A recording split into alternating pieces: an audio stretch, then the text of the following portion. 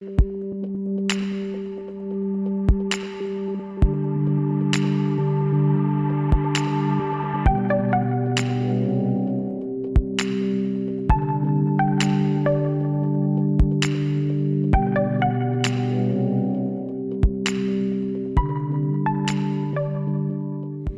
tout le monde, bienvenue sur ma chaîne YouTube consacrée à l'art, au dessin, au carnet de croquis, à l'aquarelle, la peinture, etc. et tout ce que vous voulez. Voilà, c'est un petit peu inattendu que je lance une chaîne sur ça, mais après quelques sondages sur Instagram sur mes deux comptes, donc j'ai un compte plutôt consacré au fitness et un autre au maquillage.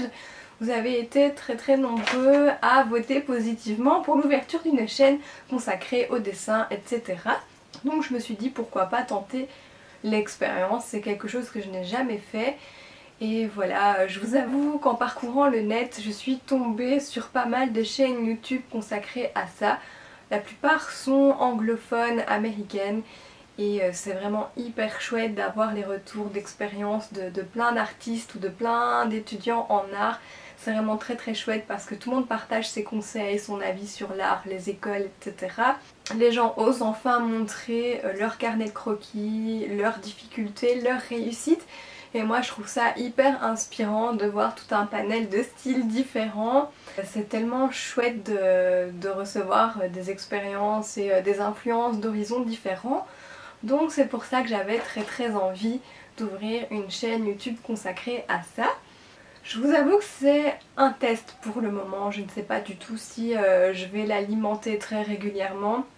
Ça dépendra vraiment de vos retours, de vos avis, si voilà tout simplement vous êtes motivé et si ça vous plaît. Parce que voilà, je ferai pas quelque chose sans retour et si ça vous plaît pas, je ne continuerai pas. Aujourd'hui, la vidéo est consacrée à un thème particulier, très primordial, hyper important. C'est est-ce qu'on doit, oui ou non, s'inscrire dans une école d'art? Est-ce que c'est bénéfique pour devenir plus tard un très bon artiste, pour réussir dans ce milieu-là ou pas? Petit retour en arrière, un petit flashback. J'ai 30 ans actuellement. J'ai été 4 ans dans une école d'art en Belgique. Je ne dirai pas laquelle parce que voilà, si vous découvrez laquelle c'est, tant mieux pour vous. Mais comme je n'ai pas eu une bonne expérience dans cette école, je n'ai pas envie de lui faire une mauvaise pub parce que je sais que tout a changé dans cette école, tout a été remanié.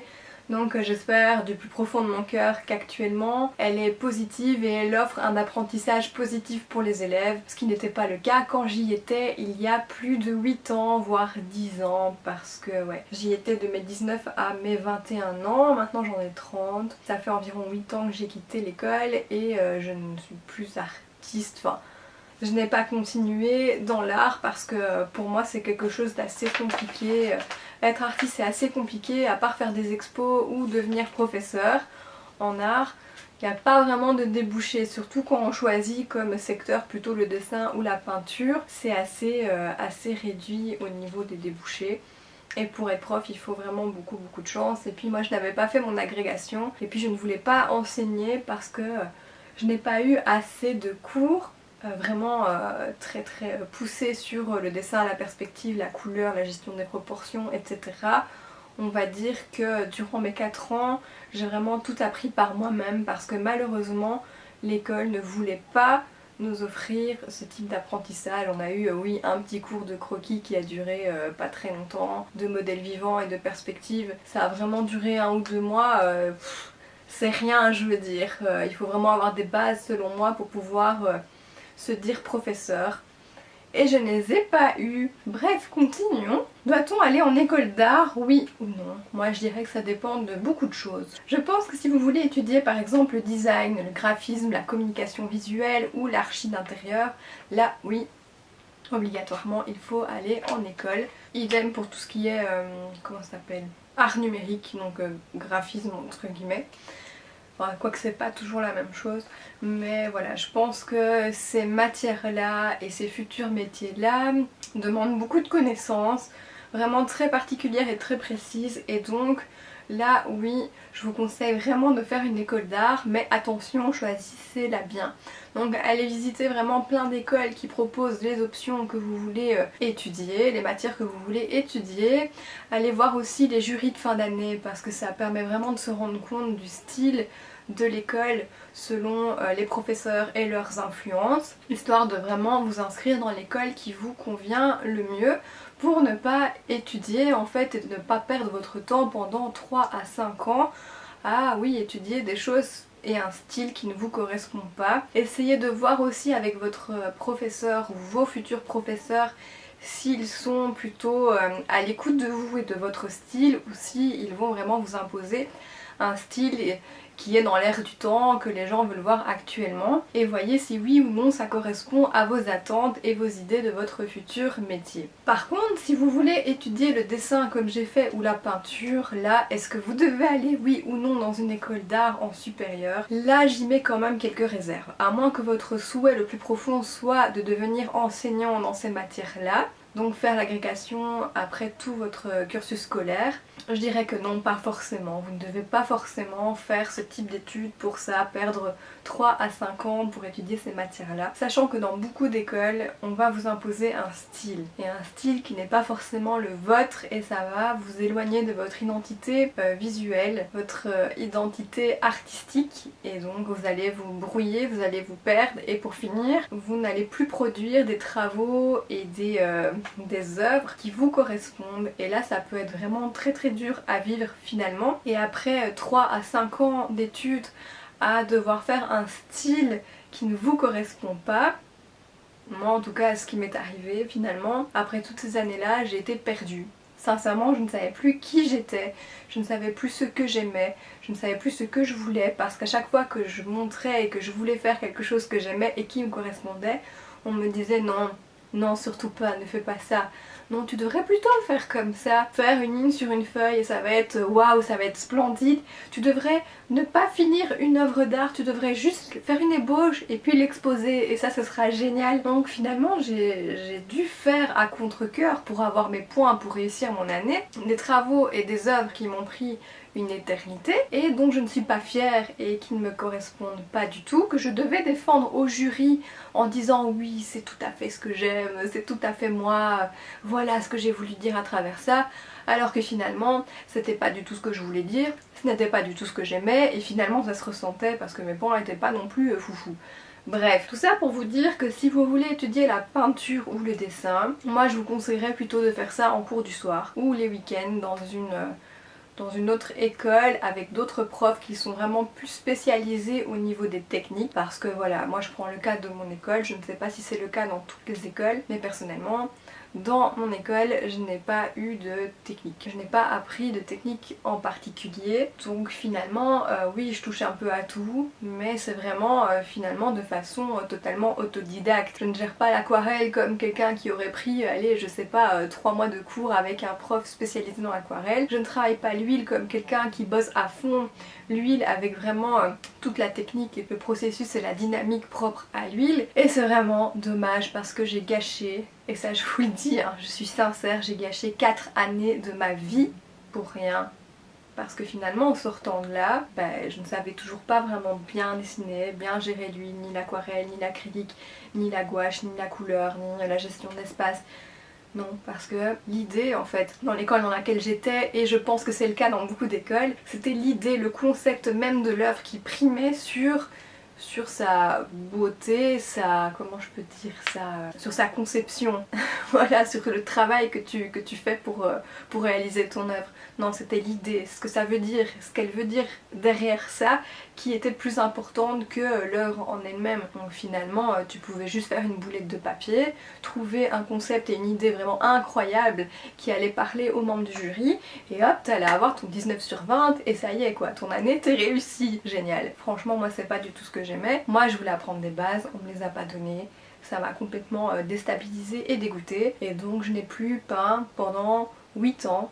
Voilà, 8 ans, c'était ma passion. Depuis toute petite, je dessinais, j'adorais ça. C'était c'était incroyable. Tu vois, quand tu as une passion qui vient de là en fait, et que tu fais parce que ça te rend super heureuse, t'as envie de continuer, t'as envie d'apprendre, t'as soif d'apprendre en fait, t'as envie de te dépasser, t'as envie d'apprendre d'autres techniques, t'as envie de mélanger des techniques, et ben tout ça on te l'apprend pas. Tu perds 4 ans de Minerval, je sais plus combien c'était entre 300 et 400 euros par an, ce qui est pas encore énorme chez nous en Belgique. Je sais que dans d'autres pays c'est beaucoup plus cher, mais j'ai perdu 4 ans de ma vie en fait, et du coup j'osais même plus reprendre un pinceau ou un crayon parce que j'étais pas fière de moi, et quand je dessinais ou que je peignais, je sais que j'ai pas un niveau dégueu, loin de là, mais les profs disaient non, on passe par la table lumineuse, comme ça ton trait sera parfait, ça ne sert à rien d'essayer de reproduire un objet que tu vois, ça n'a pas de sens, ne fais pas ça.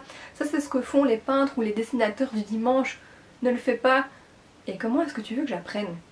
Bref, moi je pars du principe qu'une bonne école doit autant t'apprendre la créativité, l'expérimentation, doit t'ouvrir à plein de styles différents pour trouver ton style en t'apportant des techniques. Parce que c'est l'apprentissage de ces techniques qui vont faire que tu vas trouver ta technique préférée, ce dans quoi tu excelles et ce dans quoi tu aimes t'exprimer tout simplement.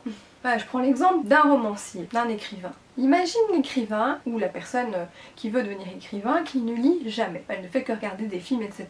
Alors oui, elle aura peut-être une idée de scénario qu'elle a vu dans des films et des séries, mais si elle ne lit jamais, son vocabulaire sera pauvre, elle ne comprendra pas forcément les mécanismes d'écriture pour arriver au dénouement de l'histoire, avec tout ce que ça engendre, avec la tension qu'il peut y avoir, les retombées, etc. Elle ne saura pas comment agencer les héros et comment les faire évoluer par rapport aux actions. Et voilà, et rien à faire, si elle ne lit pas, elle aura un vocabulaire pauvre et son histoire manquera vraiment de réalisme et de profondeur, et elle ne sera pas du tout aboutie, elle n'aura pas de sens puisqu'elle n'aura pas eu l'expérience et la démarche avant d'apprendre des choses. Ce sera hyper pauvre en fait comme écriture et comme histoire. Voilà, c'est la même chose pour un artiste peintre ou dessinateur ou que sais-je. Si on t'apprend pas les rudiments, tu ne peux pas arriver à les gérer pour faire quelque chose de super cool et même qui soit dans l'air du temps. Donc voilà, moi c'est un truc que j'ai vraiment reproché à cette école. J'ai été vraiment pendant des années en conflit avec mes professeurs qui n'acceptaient pas ma façon de penser et la façon de penser en fait de la majorité des élèves. Non, pour eux, il fallait juste que ce soit une boulette de papier froissé et voilà, ça c'était l'œuvre et c'était génial. Et là tu avais ton 19 sur 20, ton 20 sur 20. Bon, je caricature, c'est un peu le mood de l'école dans laquelle j'étais et c'est vraiment dommage. Donc moi je dirais que si tu aimes dessiner, peindre ou faire autre chose, du graphisme ou j'en sais rien, tu dois ne pas te laisser trop influencer par la critique, que ce soit des profs, des élèves, de ton entourage, d'autres artistes, parce que chacun a son propre avis, chacun a ses préférences et voilà, c'est toujours chouette d'avoir un retour sur son travail parce que ça peut te faire évoluer, mais parfois ça peut vraiment te casser et te brimer et donc tu vas faire un blocage et ce sera le syndrome de la page blanche. Tu ne sauras plus, comme je disais, quelle est ton identité parce qu'il y en a un qui va te dire non tu fais des contours trop foncés, ou l'autre non tes contours sont trop flous, non tes contours sont trop clairs, là ta gestion de la couleur n'est pas bonne, alors que l'autre il va te dire non tu as mis trop de couleurs et blablabla. Enfin en gros tout le monde aura quelque chose à dire sur ton travail et je pense que d'abord tu dois être en phase avec toi-même. Tu dois être fier et content ou contente de toi si t'es une fille. Tu dois être content de ce que tu produis, ça doit être en accord avec toi-même. Et ça c'est quelque chose qu'il ne faut jamais oublier. Parce que à moins de faire une commande pour quelqu'un, que ce soit un tableau, peu importe, où là tu devras te plier aux exigences de la personne, une fois que tu veux peindre ou dessiner ou je ne sais pas moi sculpter admettons pour toi, tu dois être en phase avec toi-même, avec ce que tu aimes, avec ce que tu souhaites exprimer et ça c'est hyper important. C'est comme dans tout dans la vie, tu dois être centré et malheureusement dans les écoles on a tendance à te décentrer, à vouloir faire que tu sois quelqu'un d'autre pour entrer dans un moule et moi je dis non. Vraiment il faut faire super attention à ça pour vous et on ne le dit pas assez en fait, il faut vraiment s'écouter, être en accord avec soi-même et là on verra une évolution dans le travail etc. Et ça se ressent en fait quand tu vois une œuvre d'art qui est faite avec le cœur, enfin ça se voit, il n'y a rien à faire. Alors comment faire pour trouver son style? Normalement l'école te permet d'expérimenter plein de choses, plein de techniques, etc. pour trouver ton style. Donc comme je le disais, il faut bien choisir son école, aller aux portes ouvertes, aller au jury, parler avec les profs, etc. pour voir si oui ou non le style de l'école te correspond. Si tu vois directement voilà, les travaux des élèves exposés et qu'il n'y a rien qui te parle, ben fuis, ne va surtout pas dans cette école-là, n'y va pas, parce que tu vas devoir faire ce que tu vois sur les murs, tout ce qui est exposé. Donc là, fuis, vraiment cours, casse-toi. Hein. Voilà, je sais pas si j'ai abordé tous les sujets, donc est-ce que oui ou non il faut aller dans une école d'art. Comme je le disais, ça dépend de ce que tu souhaites faire plus tard. Tu veux être prof là, je pense que oui, mais choisis bien une école où tu as des bases techniques parce que de toute façon, une fois que tu seras prof, tu devras enseigner la base et les techniques. Donc si on ne te les apprend pas, qu'est-ce que tu veux enseigner? Tu vas pouvoir un peu tourner autour du pot, mais à un moment, si tu as affaire à un élève qui a suivi des cours plus poussés que toi, il te dira madame ou monsieur, là ta perspective elle est vraiment pas bonne quoi. Parce que tes lignes elles ne rejoignent pas le bon point. Tes lignes elles ne sont pas cohérentes du tout. Donc ça c'est hyper important. Comme je le disais, si tu veux faire du graphisme, de l'archi d'intérieur, du design, de la commu visuelle ou c'était quoi l'art numérique, oui, peut-être de la BD aussi, là oui il faut des cours vraiment spécifiques pour ça. Donc bien choisir une bonne école. Parce que là vraiment je pense que tous les cours que tu suivras et que tu apprendras pendant ces années, tu ne les trouveras nulle part ailleurs. Parce que c'est vraiment propre au métier qui est quand même, ce ne sont pas des métiers faciles. Maintenant, pour tout ce qui est dessin et peinture, comme je le disais là, si tu ne trouves pas dans l'école le style que tu aimes, ne fais pas ça comme étude, ça ne sert à rien. Voilà, maintenant si tu veux le faire, fais-le. Moi je l'ai fait. J'ai écouté personne, j'avais envie de le faire. C'est vraiment mon retour, c'est mon expérience, c'est propre à moi, donc je n'impose personne à faire comme moi ou à faire ce que je dis de faire. C'est vraiment un ressenti que je vous partage et ça c'est hyper important de le comprendre. Mais en tout cas, moi personnellement, je pense que j'aurais préféré finalement faire un bachelier, un master dans je sais pas moi, enfin pour avoir une vocation plus précise, avec des débouchés en fait, tout simplement pour gagner un bon salaire et ensuite suivre des cours le week-end ou le soir où voilà j'aurais pu m'exprimer, etc.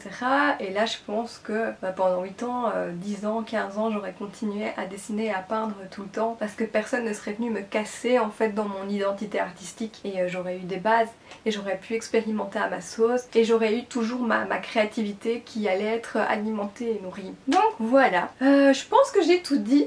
J'espère que cette vidéo t'a fait plaisir. J'espère qu'elle n'était pas trop brouillon, je ne sais pas du tout si j'ai abordé tous les sujets, je vous avoue que j'ai un petit peu parlé comme ça venait. En gros, il faut être en accord avec soi-même, avec son identité artistique, tout faire pour trouver son identité artistique, la nourrir, l'enrichir, la faire évoluer et la garder aussi. Il faut que l'amour et la passion de l'art soient intacts, il ne faut pas que les critiques extérieures, que ce soit les profs, les élèves, la compétition entre élèves, parce que ça c'est juste affreux quoi. Vraiment, en école d'art, si tu tombes mal, tu tombes avec des gens qui ont des égos comme ça. D'ailleurs ça, je crois pas que tu verras mes bras, mais ça va être infâme. À côté de ça, tu feras certainement aussi de chouettes rencontres. C'est une chouette expérience malgré tout, surtout si tu choisis bien la bonne école, ça c'est hyper important. Vraiment, vraiment, vraiment, vraiment, vraiment. Moi j'ai rencontré des gens en or. Niveau caractère on ne peut pas s'entendre avec tout le monde. Et le monde artistique est vraiment un monde hyper complexe et plein de coups bas et plein d'ego et plein de moi je fais mieux que toi, etc. C'est la compétition en permanence. Si on peut t'enfoncer on le fera. Donc il faut bien choisir avant de faire ça. Et en tout cas moi je vous conseille surtout de suivre plein de comptes Instagram et YouTube d'étudiants en art ou d'illustrateurs, dessinateurs, professionnels parce que ça va vraiment vous inspirer. Aujourd'hui il y a plein de comptes où les gens partagent des choses, des techniques, leurs ressentis par rapport à des techniques, des produits, des marques et c'est super chouette, c'est vraiment hyper enrichissant. Donc allez-y, aujourd'hui il y a foison de ça sur le net, donc vous pouvez aussi apprendre énormément grâce à ça. Et ça malheureusement à mon époque il n'y avait pas et ça m'a vraiment manqué et c'est vraiment le fait de revoir ça aujourd'hui qui fait que ça me donne trop envie de reprendre. Donc voilà, écoutez, si vous avez des conseils n'hésitez pas à me contacter. Encore une fois tout ça c'était juste mon avis, c'est subjectif, faites ce que vous souhaitez pour être en accord avec vous-même, avec ce qu'il y a là. Et je vous souhaite le meilleur. Allez, à très vite, ciao ciao.